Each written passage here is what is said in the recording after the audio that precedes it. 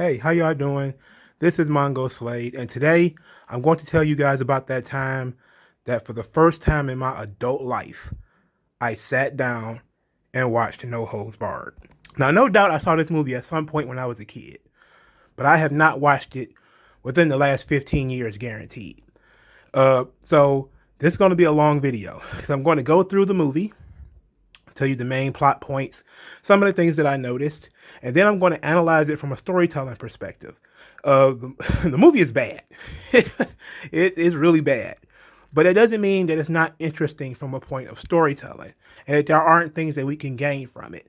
And there's also little tidbits that are actually quite interesting that I think kind of reflect either Vince McMahon or Hulk Hogan, who pretty much put this movie together with a bunch of other people. But you can see kind of their views on the world, their views on other things through this movie. So what do you say we go through the movie first? Okay, so the basic premise of No Holds Barred is that Rip, who is played by Hulk Hogan, is a ratings titan for TV. He's killing all of his competitors in the ratings. He's number one. The WWF, he's the WWF champion. They actually used the WWF, which is actually, well, WWE made the movie, so of course they did.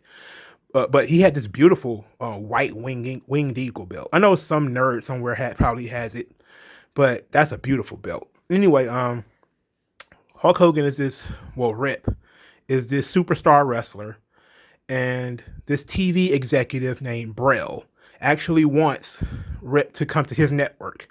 But Rip has this contract with this other network, and he can't just, quit and leave. And so he tells Brell no. Brell instantly gets angry, decides to create his own organization, his own new television show called Battle of the Tough Guys. And the winner of Battle of the Tough Guys is Zeus. And then in the subsequent episodes of Battle of the Tough Guys is Zeus fighting off various challengers while challenging Rip to a match, which of course we get to at the end. But the basic premise of the story is that this TV executive basically wants to destroy Rip for not coming to his TV network. So that's the basic story element. So let's go through the story. First, I was really glad to see Jesse Ventura and Gene Okerlund. Like, that was really cool. Jake Bullitt, who was the opponent for Rip in the early part of the movie, was actually Bill Eadie. If you don't know who that is Axe from Demolition. So that's pretty cool. Hogan, I'm going to call him Hulk Hogan, but his name is Rip in the movie. He uses a running double axe handle as a finish, which is really strange. I already mentioned the beautiful white winged eagle belt. Rip has a little brother named Randy who looks like he's about 16. And of course, Rip is Hulk Hogan, who is bald and looks 46. So I don't, and it's literally like 6 times the size of this guy. They don't, not only do they not look like brothers, they don't look like people who could possibly be of the same species. It is that bad. They botched that one pretty bad. So, they have the match. Rip defeats Bill Eadie. It's a huge ratings draw because Rip is a huge ratings draw, of course.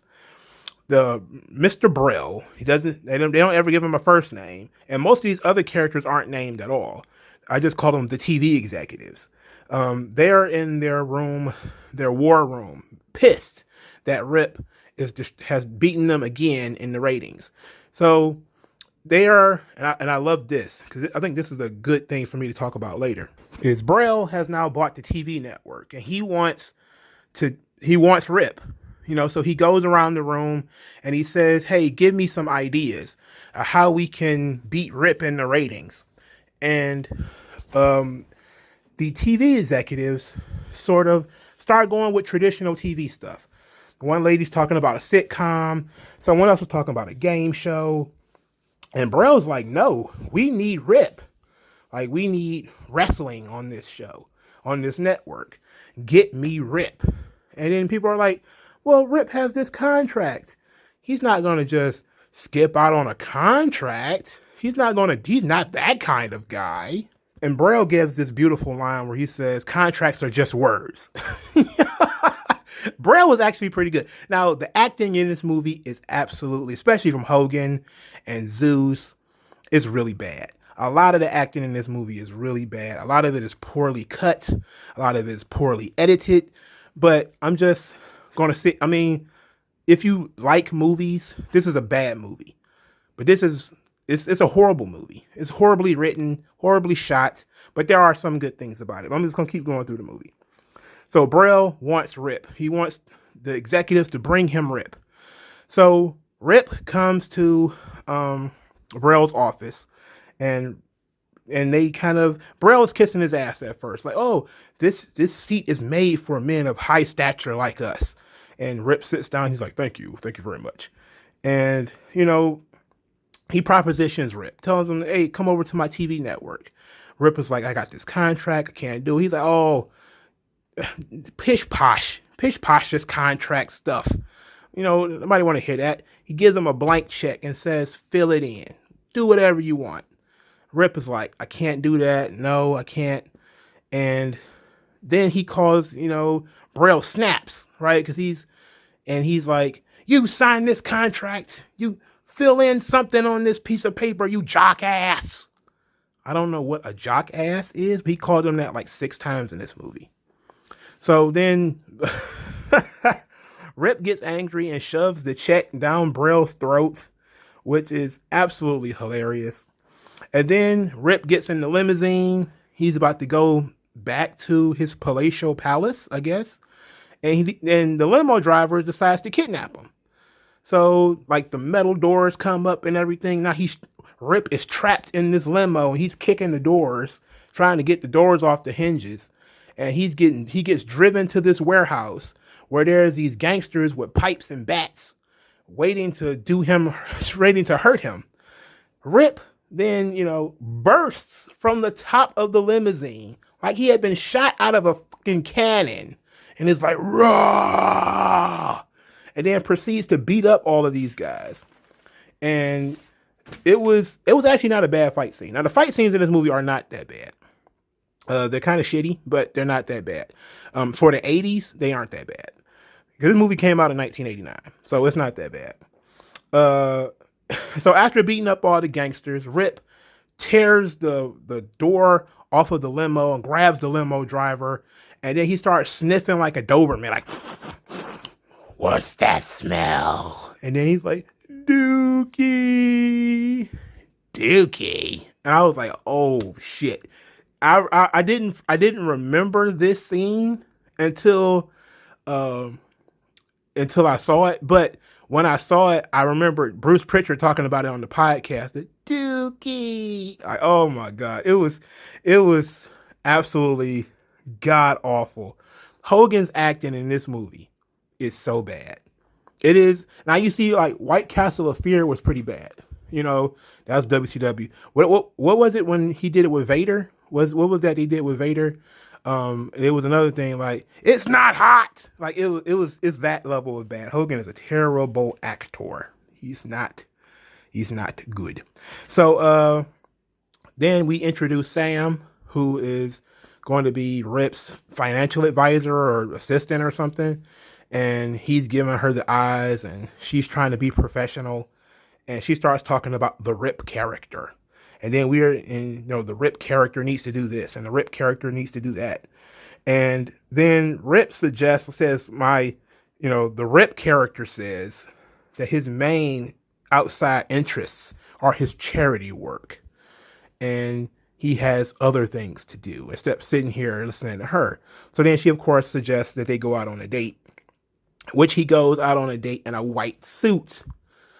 And they go to this fancy French restaurant where the waiter is making fun of Rip for, maybe he want an American hot dog or a hamburger.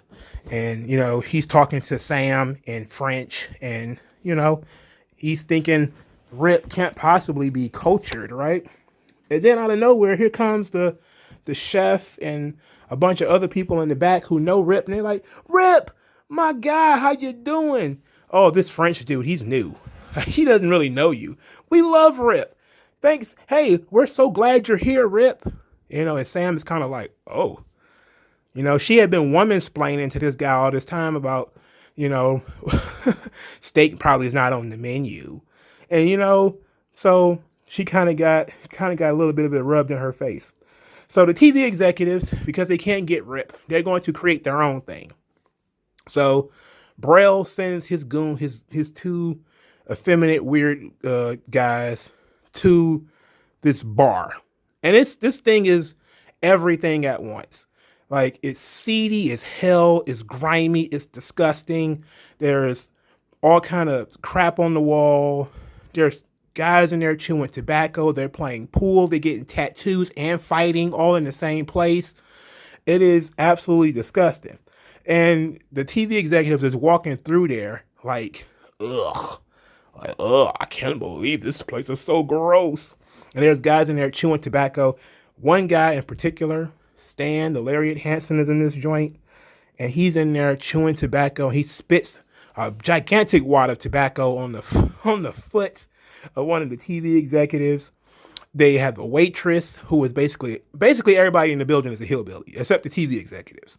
I'm talking teeth grimy, trashy, disgusting people. They come in there, they start asking for all these flavored drinks. And the waitress is like, you know, what do you guys want? They start giving her all these flavored drinks and all this type of stuff. And she was like, well, I want to get laid. And it's not going to happen in here. And this was after she looked at them and told them the gay bar was down the street. Oh, boy. This movie was wild, bro. Okay, so there has never been a role written for another human being that is more fitting than Bubba for Stan Hansen. Stan Hansen was perfect for the role of Bubba.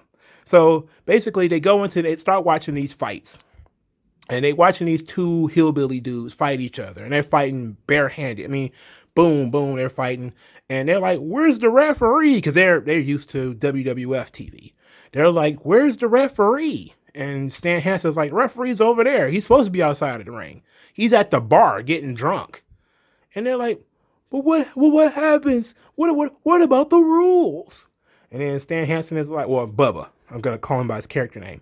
Bubba is like, ain't no rules. Just last man standing wins, as long as you don't kill nobody. You know, I like them rules. So the TV executives hate this idea. It sucks. They don't want nothing to do with these grimy, disgusting people. But Braille sees the potential. He's the visionary. He sees that there's potential here. He's like, maybe we can do something. So the two weak, effeminate TV executives have to go to the bathroom. And they're going to this bathroom, and it's disgusting. It's like this one long urinal. It's like shit all over the walls. What was that? Graffiti all over the walls. Everything is real bad. And they're pissing side by side, like real weirdos. And they're talking about all the people and the fighters being gross and disgusting. And they're laughing at them. And out of nowhere in the bathroom is Bubba, aka Stan Hansen. And he bursts out of the bathroom, and having overheard them talking about him, he is going to drown them in their own piss. So he's like pushing their heads down into the urinal. And then he stops and looks at their penises. He looks at the penis of this one guy, and he's like, a teeny wanger. And then he looks at the other guy, another teeny wanger. And then he looks at these two dudes, and he looks at them, and he's like, ain't even worth it. And starts laughing. I was like, oh, this is my favorite shit. Their dick's so little, it's not worth beating them up. I fucking loved that. It's so cartoonishly stupid. It is so fucking dumb. Okay, it is. But their dicks are so little, he don't even want to waste his time beating them up. Oh shit. Okay.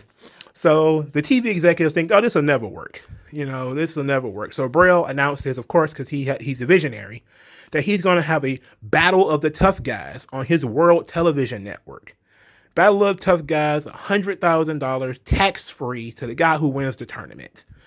And, you know, every trucker, every iron worker in the goddamn country comes to this bar that has now been, it hasn't been transformed completely, but all the TV people are in there now. So there's cameras and stuff in there. They're cleaning up some of this stuff. It looks a little bit nicer in the bar because that's where they're going to hold this tournament. And Braille meets all the fighters, and all the fighters are basically lunatics. You know, they're all, again, tobacco chewing, you know, torn shirts. Everybody looks like some version of the Brooklyn Brawler. You know, it's the late 80s, so they look like, you know, villains from Street Fighter or Double Dragon or something like that. They're all nameless, faceless. None of them matters. And they basically get into this bar and they start fighting. And they're fighting and fighting. And then Zeus shows up. Zeus, of course, is Debo, or Tiny Lister for a lot of people who don't know. Rest in peace. He is the reason I'm doing this video, because I figured it might be fun to relive this movie. And this would be great. Now, on a personal level, Braille thinks that the wrestlers are absolute scum. He thinks they're the worst people in the world. He also thinks the same of the fans, that they all suck. They're all scumbag hillbillies. But he likes the idea of the money. So Zeus comes in. Zeus is mauling all of the wrestlers. He beats all of these fighters up. You know, he lays them all out. Everything is all good, you know, and Braille announces him as to be the winner. So Rip, of course, is watching Battle of the Tough Guys on TV, and his coach, who is, you know, the old wise black man, is like, I can't believe they let him out. And Rip like, you know this guy? And he's like, yeah, I used to be his coach. I used to be his trainer. And then he was just too uncontrollable. I had to let him go. But then I heard he killed somebody after a match. They locked him up. I didn't think he would ever get out. So now we've been told Zeus's backstory. He's an ex-con who is now out to fight. And he is just a wrecking machine. And that now the story really begins. So Braille gets the good news. His ratings are up. Everything is great. Battle of the Tough Guys actually worked. Everybody wanted to see it, but he gets some terrible news. There are people at home who are unhappy. Battle of the Tough Guys was too violent. It was too vicious. You know, one parent sent in a kid, said her son had nightmares because of how terrible it was. And then this is great because because Braille says, well, they watched it, didn't they? I don't care. he was actually not bad as a villain. He was so heartless and he cared so little for everything. So Battle of the Tough Guys from this point forward is just Zeus going to random places beating people up. He went to an industrial site to beat up some guy named Lug Wrench, kicked his ass. And then, you know, meanwhile, Rip and Sam are going out doing charity stuff, and Rip's doing whatever Rip wants to do. And they end up going to a diner, which is like an all-American diner, like a Waffle House or something like that. And all of a sudden, Rip knows everybody in there too. Everybody's like, Rip, yay, my guy Rip. Oh, we love Rip here. And then somebody decides to run and rob the place, like a random robbery, while Rip is there. So Rip, of course, is a hero. So he pulls a stool out of the ground, like just yanks it out. Again, this is like Streets of Rage, Double Dragon. It's like Bloodsport or Rocky without any of the good parts. And then he just chucks this bar stool at this guy. And then he beats up all the robbers, and everybody's around him like, yeah, thanks, Rip. You really helped us. And then Sam kind of looks at him like, I can't believe this. Of course, we know what's going on here. Now she's giving him the googly eyes. She wants his peen. Anyway, it was so stupid. Like it was so dumb. Like the robbery was like real dumb. It was real corny.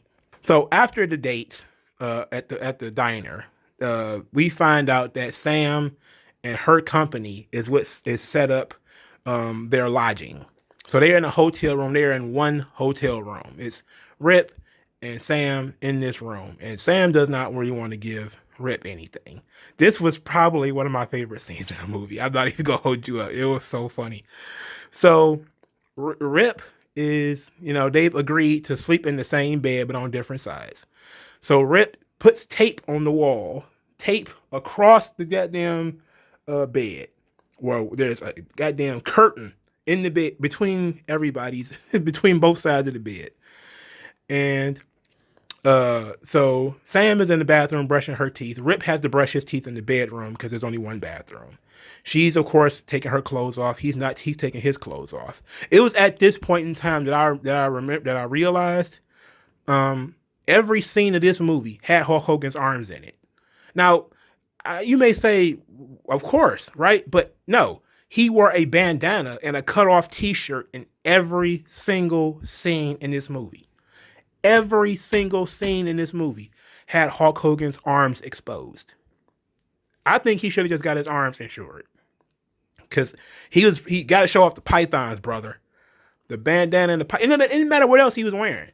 I think his arms was covered up one time, and that's probably when he was wearing that goofy ass suit in the restaurant. But it was just at this point in the movie, because his night gear was just boxers pretty much, and a cut off T-shirt, with the sleeves cut off, obviously. So she comes out. She wants him to turn off the lights. He ended up having to swallow his Listerine or whatever, because she was in there taking forever, trying to hope that he would go to sleep first. And so she says, "Oh, well, you need to stay on your side of the bed." And he's like, "Okay, fine."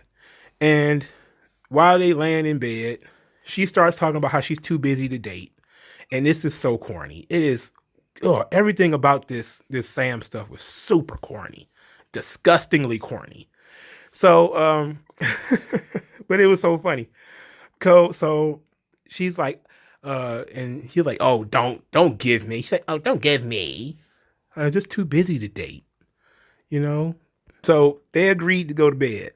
She goes to sleep, and next thing you know, the bed starts rocking. Like, the bed is like squeaking and rocking and everything. And she kind of sits up and she's like, "What is going on here?" And so she puts her ear to the curtain to see, to listen. She can't hear anything, but the bed is rocking and she's here. And she's like, "What is going on over there?" And so she pulls the curtain back a little bit and she sees something. Like, she don't know what that is. She doesn't know, but she peeks a little bit more. She looks up and there is Rip's oiled back and butt. And he's not completely naked, but he doesn't have a shirt on. And he's doing push-ups, but his feet are on the bed. So what she saw eventually at first was his heels, but she couldn't tell. So she thought he was over there beating it, and she wanted to see it. I did. Oh, God. Oh, my God. Okay. So then he looks back, and I swear I watched this scene 3 times. And he looks back, and he's like mid push-up. He's like, puh. He's up, and he's like, "Don't have to wait on me." And she's like, "Oh."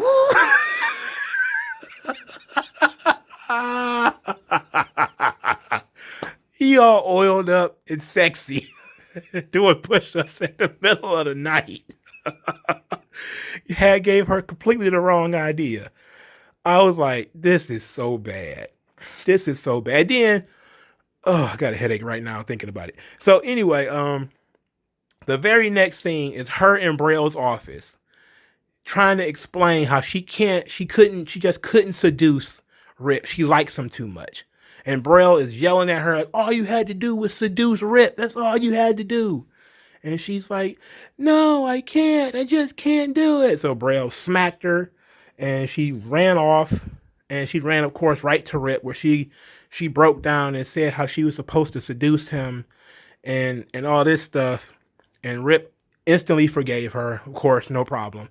He saw tears from a woman's face. Of course, he forgave her. It's no big deal. And then they start kind of going back, being playful with each other, and the romance is beginning. They're laying in the bed kissing. Nothing really is going on. And Zeus is on TV. Zeus has been, the champion of Battle of the Tough Guys. And Zeus, speaks really for the second time in the movie. The first thing he said for most of the movie was just his name. And now he's basically talking. He's like, well, he wasn't talking. He was basically growling, and words formed as he growled. And then so he wants to fight Rip. So he calls out Rip. And Rip is like, hmm? So they go and do this charity thing where Rip is surrounded by children and all these corny lines and like, yeah, guys, both of you guys are winners. This is how you compete fairly. All this type of stuff is going on off screen. And then a helicopter comes in, and here comes Brill with Zeus, and they march through this charity event. And Brill says, Zeus is waiting for your answer, Rip. And Rip just stands there looking at Zeus. And Zeus stands there looking at Rip. And they're just looking at each other. And they're just staring at each other. And Rip doesn't say anything. And then Brill says, well, that looks like you're scared to me. And he raises Zeus's arm and says, Rip, Zeus is now the undisputed champion of the world. And then we get a strange montage, not a montage, but like this strange thing of Rip being distraught at the bridge, like shaking his head like, I can't believe it. Everybody thinks I quit. Everybody thinks I back down. And the old black wise man is like, Rip, those kids needed you to do the right thing. And you did. You didn't start no problems. So you did the right thing. And Rip's like, but everyone thinks I'm scared. Whatever. So Zeus goes back on his warpath because he backed down Rip. So he's going back on his warpath and he's beating up some dude in an industrial area. And for some reason, Rip's little brother is there. After Zeus destroys this guy, Brill and all his goons see these two kids with Rip on t-shirts. Because, Rip has tons of merchandise, by the way. And, Brill kind of pulls these guys. He thinks that they're becoming Zeus fans. And he's like, and one of these kids like, no way, man, we'll never be Zeus fans. And then he was like, this is Rip's brother. And so Brill was like, oh, okay, great. Wants to find out who is this kid. This kid's name is Randy. After he smacks him up some, find out what his real name is. So he takes Randy to Zeus, and Zeus says that he's going to kill Rip. And this pisses off Randy, and Randy decides he wanted to fight Zeus. So he swung on Zeus, and Zeus mauled him. And so now we get Randy in the hospital, beat to shit with a broken everything, absolutely fucked the hell up. Excuse my language. And Rip is distraught. He goes to the gym, Zeus, and he's ripping open bags and he's tearing stuff off the walls. Where are you, Zeus? And the gym is basically a fun house. You got projections all over the place. There's like an illusion going on in there. There's like a video screen with Brill's face on it. And he's in, because apparently Brill is watching through a camera as Rip is tearing apart this room, this gym, looking for Zeus. And he's like, Zeus! And then he walks into this room where this projector is going, and there's like a projection of Zeus standing there in a wrestling pose. And Rip is like, Zeus! And he does the double arm handle through a mirror and finds out, of course, that it's a projector. And then he's talking like, Brill, I want Zeus! And Brill somehow can respond and says, like, okay, but on my terms. So this is when I realized it was basically Rocky and Bloodsport without any of the good stuff. So he has agreed to fight Zeus. So we get a Zeus training montage. This guy's punching concrete blocks, and Brill is pumping propaganda straight into his head. Rip says such horrible things about you. He said the maggots will cough you back up. He says that you are such and such and such. And Zeus is like, and typical 80s action movie stuff. Then they flip over to to Rip, and he's helping his little brother learn how to walk again. You know, he's like, "Come on, Randy, you can do it." And then you flip over to Zeus, and he's doing something like, "Ah, doom." And then flip back over to Zeus, and he's like, Rip, and he's like, "Come on, Randy, you can really do it. I know it. I know you can. You can dig in within yourself. You can get yourself back together." So, of course, we see that Zeus is preparing for this. This is going to be the fight of his life. And Rip doesn't give a shit. He's not even training. So then we get to this, to the battle of the tough guys, the Rip edition. And it's a completely different set now. Like, it's not a traditional wrestling ring. It has got like 42 sides, but it's cleaner than the bar. It's not a steel factory or anything like that. It's like basically a wrestling ring with crowd and everything. It's looking real professional, really clean. Battle of the Tough Guys has picked it up. So then all of a sudden, Rip is there and Zeus is preparing to defend his championship. And it's champion versus champion. It's going to be a really big match. And then Sam gets kidnapped because, it has to happen. So Sam gets kidnapped and Sam gets taken away. And then they call Rip's dressing room.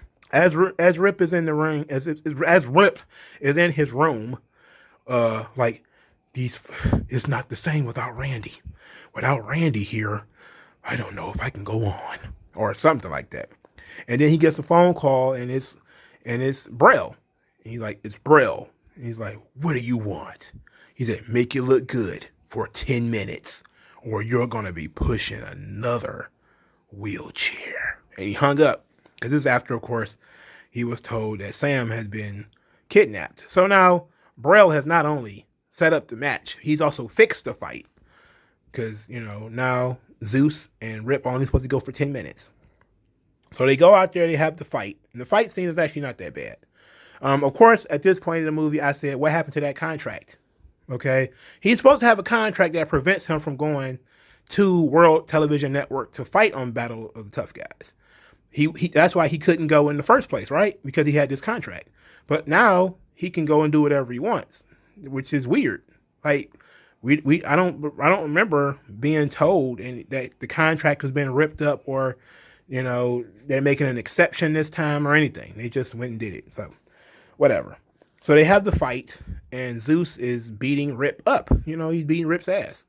And as they're fighting, Sam sees an opportunity to escape, and she does. She runs, which is a weird way to blow off that heat. You created this drama with this woman who is, she's a damsel in distress. This guy who is a professional wrestler. He wants to win, to be the champion, to be undisputed champion, all that type of stuff. He has agreed to throw this fight just to save her. And what ends up happening is she ends up saving herself. She runs away.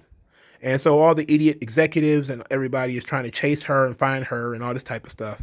And she finds her way, of course, down to ringside where Rip can see her. And now the fight begins in earnest, because now Rip knows that she's safe. He doesn't have any reason to hold back. But Zeus is a legitimate fighter. Zeus is kicking his ass. The fight scene is pretty good. It lasts for a really long time. They go back and forth as far as fighting is concerned. We actually get a Hulk up spot, a Rip up spot, I should say. As the fans chant for Rip to do something, and Randy is like, "Come on, Rip." And Sam is like, "Rip, you can do it, Rip. Come on, Rip." And so Rip starts to fight back. And as he starts to fight back, Zeus just spazzes out. He starts attacking people in the crowd. He kicks Randy. He storms. They're just fighting all over the place. And Braille is in this little cubicle area, spazzing out, like just completely chimping out in this room. He's ripping stuff out of the walls and screaming at Zeus to fight him back. And there's like explosions going on behind him. Like he's busting computers. He's just like acting a fool in this room because Zeus hasn't, dominated. So, we get to the part where they're on the platform. Rip had already hit him with the double axe handle once, and Zeus survived it. So now he does it again, and Zeus falls through the ring, and is laid in the ring. I don't know if he's dead, but there's blood coming from his mouth, and he ain't moving. So then Rip turns to Braille, and Braille backs up like, "You stay away from me, you jackass! You leave me alone!" And he gets electrocuted, and he is actually dead because you see him laying there with his eyes open, and the crowd starts to cheer, "Rip, Rip, Rip!" I'm like, this guy just got killed.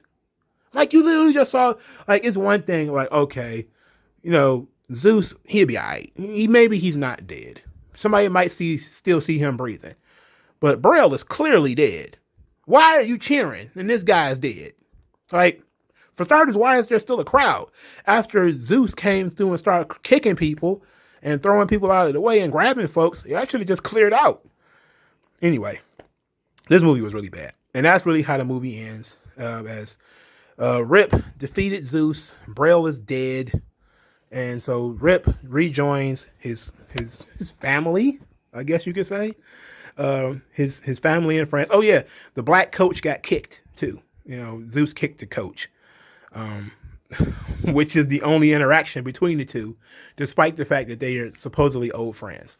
And that was pretty much the end of the movie. We get the Rip 'em sign, and that's pretty much it. And it was really edited badly.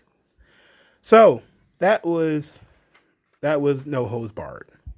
So there were some things in this movie that I noticed, and I didn't do a lot of research on the movie. Like, I'm pretty sure wrestling nerds have ripped this thing apart, but I'm just going to do some basic analysis. So let's talk about this thing.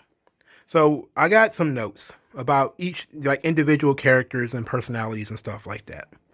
So the TV executives. So all the TV executives were pretty much squeamish, effeminate, they're kind of weak. They were elitists. But the thing that I mentioned, I think I mentioned it in the review, is that they are very interested in traditional TV. They want to defeat the WWF with traditional TV. Sitcoms, game shows, stuff like that. Braille is the one with the vision. He's the one who sees that wrestling or fighting or whatever has money in it. Another thing I noticed is that all the fans of the WWF were typically families and children, while fans of Battle of the Tough Guys were mostly men and hillbillies, right? Like hillbilly males, hillbilly females were like, they look inbred, they're dirty, they're filthy. You kind of have to ask the question, is that how Vince McMahon sees fans of like the NWA, right? Like, does he see like the fans of the NWA? Because look at it, it's New York versus the South, right? You have the Northeast, which it would be all your elitist New Yorkers, and down south in, Atlanta, North Carolina, where Vince is actually from, there's a lot of hillbillies who love that hillbilly style, that brawling style of wrestling. So that's one of the things that I noticed, like almost immediately, is when you started seeing like the guy with the chalkboard in the bar scene, and you kind of like, man, all these guys are like illiterate and inbred. But the WWF fans are all young and hip and cool and nice, and they're there with their families and everything. Then you also see the difference between Rip and the rest of the fighters. All of these are dichotomies that I noticed. So Rip, of course, is rich. He's got this palatial palace. He has a limo driver. He's a superstar. All of the other fighters are hillbillies. Missing teeth, they look like they stink, mussed up hair, hang out in bars, drinking and, acting stupid. They don't look like athletes. They look like fighters, straight up street fighters. So Braille is different from the rest of the TV executives because he's the only one who sees that there's money in the actual fighting, in fights. So that's really what he wants. But I find it very interesting that the Braille sort of way of thinking, that, he doesn't really care about whether, it's too bloody or too violent. That's actually a Vincent K. McMahon thing. Because this was in Tim Hornbaker's book, his NWA book, that there used to be letters that used to get sent to Vince McMahon Sr. About the violence on his TV shows. This was in the 1950s. And basically he would just say, turn it off. you know? So you have to ask, like, you kind of, he doesn't, it's not like Vince is taking a direct shot at the NWA, even though there is some NWA stuff in here. He's also taking a shot at some of the people who are, trying to censor wrestling, So, like, that's him speaking through Braille. Like, there's parts of Braille that is Vince McMahon.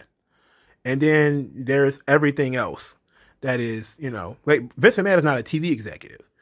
But the idea of how other TV executives think that wrestling is lowbrow, that is for hillbillies and for losers and stuff like that. Those are the things that the unnamed TV executives think. That Braille doesn't think. Braille just cares about the money. That's also a Vince McMahon thing. In some ways, Braille is Vince McMahon. In some ways. Okay? So that's a very interesting thing.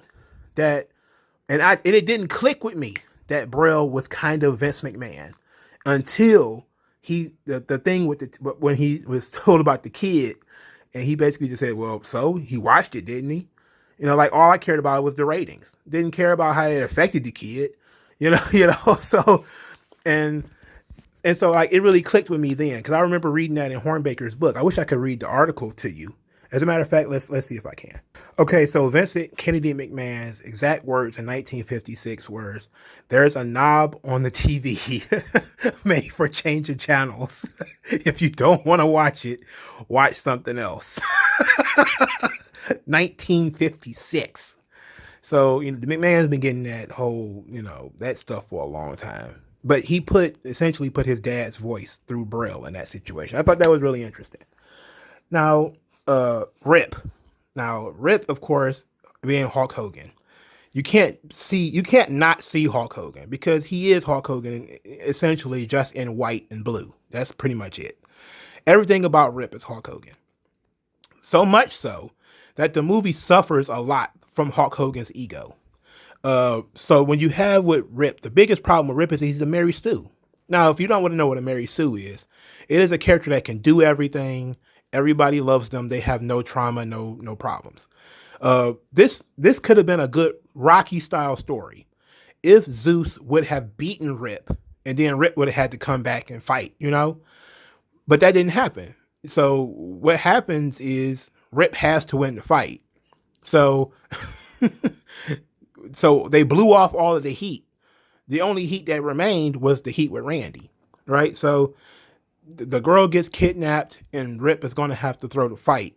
So what happens is you write the story so that the girl can escape on her own. Therefore, R.I.P. doesn't have to throw the fight anymore. And so whatever drama that was there between, to actually elevate the R.I.P. character, they blew it off. Then you had to have him stop robberies. Like, why is he stopping a robbery? That was really random. That was that was really weird. But the good thing about R.I.P. is that he's a unifier of people. And what I mean by that is is that people of the upscale and people of the lower class both like R.I.P. And they showed this through the diner scenes. The first date, they were in a fancy restaurant, and all of the chefs and everybody there knew R.I.P. and liked them.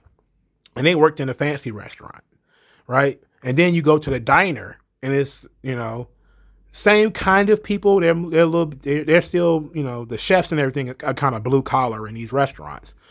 And these same kind of people are in these diners. But he's comfortable in both places. Like, 'cause he's fine. He has friends in both places. That's part of being a Mary Sue, is like he's never uncomfortable, because he has friends everywhere. Everyone knows him. Everyone loves him. But that's a good unifier message, because it shows that Hulk Hogan was a character that was for everybody, at least until everybody found out what he had to say about black people. But he was essentially an angel. He never tried anything with Sam, even though they were in the same bed. He didn't pressure her. He didn't try to do anything. He was just a perfect gentleman at all times. But the R.I.P. thing with the contracts. Okay, I got this contract, man. I can't do it. The real story is Hulk Hogan walked out of an AWA contract to go to Vince McMahon. That is a real story, that Hulk Hogan was supposed to tape some matches for AWA, tape some promos or something like that. And he decided to no-show because Vince McMahon paid him more money to not go. That's why I say Braille is Vince McMahon. Vincent J. McMahon. Let's put it like that. Not Vincent K. No, wait. Vincent J is the dad. Yeah, Vincent J. McMahon. So Vincent J. McMahon is the dad. Vincent K. McMahon is, Mr. McMahon. So Mr. Vince K. McMahon is Braille. Okay? So because Braille is trying to pressure Rip into breaking his contracts, and saying, hey, I'll pay you whatever. And essentially, that's what Vince McMahon did to Hulk Hogan. I'll pay you whatever to just say, fuck Vern Gagne. And then he did. Because, you see, Rip is a better version of Hulk Hogan, right? Rip is an idealized Hulk Hogan. Rip is everything Hulk Hogan wishes he was, but he wasn't because he's not that nice of a guy, But he's the idealized version of Hulk Hogan. And Braille is in some ways the worst, most base form of Vince McMahon, where he only cares about the bottom line. He doesn't really care about his performers. He doesn't really care about the audience. All he cares about is the money. And you see like certain elements of that, which is probably why the Braille character is probably one of the better written ones in the movie. He's consistently evil.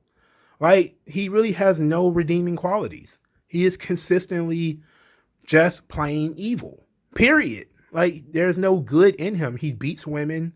He talks down to other people. He's vulgar. He's manipulative. He's a liar. He's like one of the worst people. Like, if you're talking about, like, this movie is real simple. Like, they don't give you nuance at all. They make it very, very clear who the good guys are and who the bad guys are. Like, you can't watch this movie and be confused. So Zeus is he's very empty. Like, Zeus is a character that really has no motivations outside of when he showed up for the $100,000. He really didn't have any motivation. Like, what other motivation is there for him to continue fighting other than money? Like, he wasn't really allowed to grow and separate. But here's the thing. Kimbo Slice is like this. Like, for a long time, a lot of people, when I look at this movie, when I looked at this scene, when I looked at Zeus and the performance of Zeus, I just kept thinking Kimbo Slice. Like, Battle of the Tough Guys is not wrestling. It is pit fighting. It is essentially the gladiatorial games. And this is why the TV executives hated it so much. It was why they didn't like it. The gladiatorial games, all forms of combat sports, boxing, MMA, it has all gone through it, where there becomes a point in time where the elites don't like it. It's too violent. It's too bloody. It's for the rabble. One of the lines in the movie is even, these people would cheer a public hanging. And Braille is like, exactly. Like, yeah, we're going to feed into their bloodlust because he's like a Roman senator. Okay, so that's when you look at things from that perspective and you say to yourself, the Battle of the Tough Guys is not pro wrestling. It is absolutely street fighting, pit fighting. It's bloody, it's stupid, and all these sort of things. And the fighters are all hillbillies and toothless jackals. It's all gritty and brutal, and there's no rules. But here's another thing about the Battle of the Tough Guys, is that I think it was a parody of the Bunkhouse Stampede. Now, for a lot of people, you might not know what the Bunkhouse Stampede is. Actually, the Bunkhouse Stampede came out in like 1988. So that means that event happened around the same time this movie was being written and shot. So that means Vince McMahon likely knew that the Bunkhouse Stampede existed. So what the Bunkhouse Stampede was a cage match I think it was a tournament actually, with like weapons, and they dressed up and like it was like Come As You Are street fighting with weapons. It was all bloody, and it was a Dusty Rhodes idea. It was really gritty stuff, and it was presented by the NWA. And Vince McMahon probably saw that and said, "I'm just going to make that the Battle of the Tough Guys." And it was like like if you look at it in a modern sense, you would link it to a tough man competition. That's why I mentioned Kimbo Slice, because a guy like a Street Fighter, Zeus is partially trained. We're told in the movie that he at least had some training, and but they don't use traditional pro wrestling stuff. But you look at Battle of the Tough Guys, but also look at the WWF. Now, WWF it was only in it for a little bit at the beginning, but you see it's slick, it's stylish. The crowds are full. There's a diversity of audience where there's young people, old people, men, women, and there's tons of merchandise with a lot of Rip 'em foam fingers and Rip 'em T-shirts. It's real business and real corporate in a way. It's a little bit more friendly. It's a little bit nicer, better colored, better shot in comparison to Battle of the Tough Guys, which is always in some gritty, grimy area with guys who are covered in soot and carrying lug wrenches or whatever. So you can look at it and say that's Vince McMahon's vision of the WWF as it existed in 1988 or 1989, and how he viewed the NWA at the same time as a sort of backwoods, dirty, guys who are, and this is another thing that was in the movie, is that almost all of the fighters from the Battle of the Tough Guys were like out of shape. They were just like big fat guys, the Stan Hansens. So you look at, the NWA, even though not all of their performers were like that, but there were some who were like that, A lot of your Dr. Death Steve Williams guys, they weren't exactly svelte. Even they were big, tough dudes, And that was, Vince McMahon's view is, look at Rip. He's big, he's muscular, he's into charity work, he's a nice guy, sells T-shirts, Look at not Zeus, but Bubba. He's a big tough dude, chews tobacco, hangs out in bars and pool halls and all that type of stuff. Zeus is just an empty shell. He's just a villain that Hogan has got to slam in the movie. He's not really the representative of the other side of wrestling. That's more the Stan Hansen character. The Bubba. Because he's like, oh yeah, we don't need no rules. We don't need no referees. Even though the NWA probably had more rules than the WWF at the time. If we're being honest, they had that over the top rope rule. You throw a guy over the top rope as a disqualification. But those are some of the things I just noticed in my breaking down of the movie. As upon watching it for the one time and, having not seen it since I was a kid, those were the things I sort of picked up from it. It's like you look at all these little dichotomies and you can see that it's actually, it's not very well written, but it's you can get a lot of good stuff out of here. Like Vince McMahon in 1989, he had already had a lot of time with TV executives. So that he probably has met people who were like Braille, like the other TV executives, who were kind of,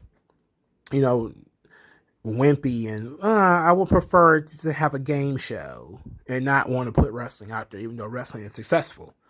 He was hanging out with Dick Ebersol and stuff like that already at this point. Hogan was too. They probably knew tons of those effeminate, weak, weird, spineless TV executives that, get yelled at and stuff like that. And they probably really wanted Hogan to be this superhero who was a hero to children and young adults, and everybody stood up for all of the evils and the good guys. It's just, I hate that it's such a horrible movie. It is a horrible, horrible movie. All right, but thank you guys for listening. I told you this video was going to be long. Hope you enjoyed it. Hit the Cash App, send me $1 if you appreciated this. Thank you guys for listening, and I'll talk to you guys later. I can paint the lawn with the sunrise.